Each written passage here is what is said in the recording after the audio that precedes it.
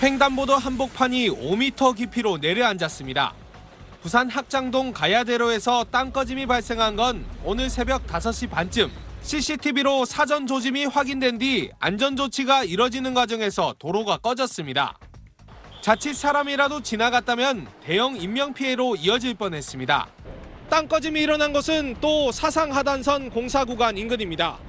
벌써 13번째입니다. 사고 구간은 SK 에코플랜트 공사 현장인 109 바로 옆으로 가야대로 일대에서만 무려 5번이나 발생했습니다. 부산교통공사가 집안 침하 탐사 장비를 도입해 땅 꺼짐을 대비하겠다고 밝힌 지 불과 나흘 만입니다. 하지만 부산시는 이번 사고의 원인을 땅 밑에 묻힌 빗물박스로 봅니다. 과거 빗물박스를 관통해 통신선이 설치됐고 그 틈으로 물이 샌 거지 사상하단선 공사와는 큰 연관이 없다는 겁니다. 연약한 매립층에다 낡은 지하시설물이 문제라는 설명입니다. 우수박스를 관통하는 기존의 통신관이 인입돼 있었던 걸로 확인을 하였고요. 도시철도 공사장 안에서의 내부적인 문제가 발생하고 있지 않은 것으로. 부산교통공사 역시 여태껏 발생한 땅 꺼짐 13차례 가운데 도시철도공사가 직접 원인으로 확인된 건 없다는 입장. 큰 재난이 발생하기 전 수많은 사전 징조가 나타난다는 하일리히의 법칙을 외면한 대가가 어떤 결과를 낳을지 걱정될 따름입니다. KNN 조준욱입니다. 아스팔트 도로 한복판에 큰 구멍이 생겼습니다. 지름 40cm, 깊이 1.3m 규모입니다. 오늘 오전 8시 50분쯤 서울 마포구 지하철 5호선 애호개역 앞 도로에서 땅 꺼짐 현상이 발생했습니다. 인명피해는 없었지만 긴급 복구 작업이 이뤄지며 4개 차로 중 2개 차로가 오후 4시 반까지 통제됐습니다.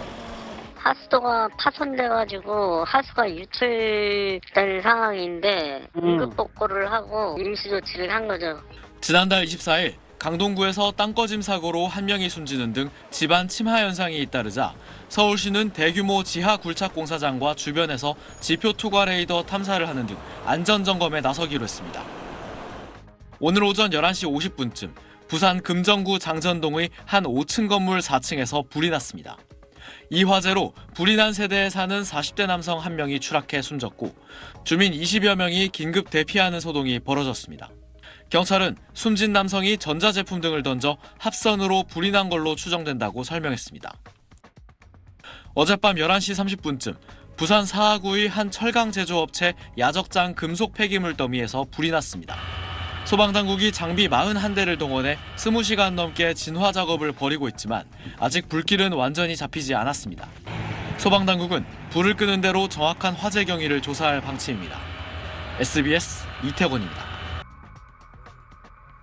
서울 강동구 대명초등학교 인근에서 발생한 대형 싱크홀 사고.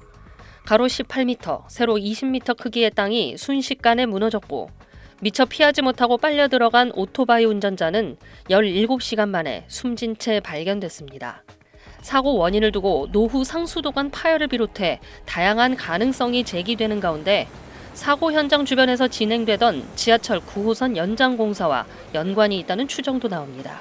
서울시 관계자는 당시 터널 내부에서 굴착 공사가 진행 중이었으며 굴착 지점과 싱크홀 발생 지점이 거의 일치한다고 말했습니다. 사고 당시 지하에서 작업 중이던 5명은 물이 새어나오는 걸 보고 현장을 빠져나온 것으로 알려졌습니다. 서울시 관계자는 지하철 공사와 싱크홀 사고 연관성에 대해 연관성을 100% 배제하고 있지는 않다면서 정밀 종합조사를 통해 원인을 분석할 예정이라고 밝혔습니다.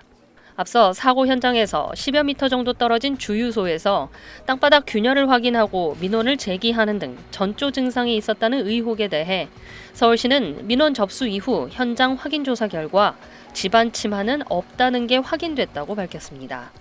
이후에도 주유소 안에 계측기 2곳을 추가 설치하고 주기적으로 검측을 시행했지만 사고 당일까지 이상이 없었다는 겁니다. 서울시는 추가 사고를 예방하기 위해 지하철 9호선 연장 공사를 중단했으며 주유소 탱크에 저장된 기름을 모두 빼냈습니다. SBS 정경인입니다.